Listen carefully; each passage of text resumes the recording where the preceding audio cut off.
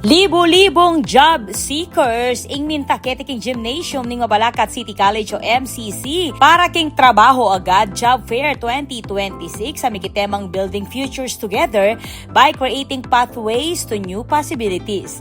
Tinagun king aktibidad di Mabalacat City Mayor Attorney Gel Aquino bilang parti ning balaw sa programa ning syudad amamye mas marakala employment opportunity para kareng residente.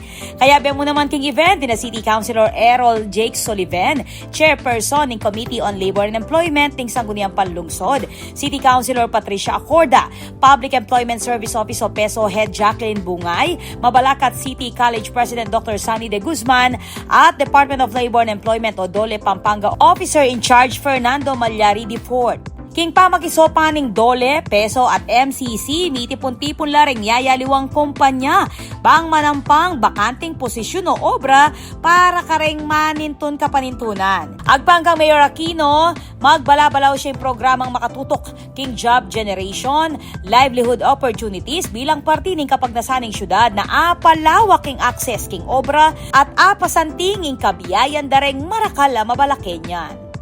Ako po, Patricia Mamangon para king News Force Pampanga Balitang Totoo, King Balen Susuyo.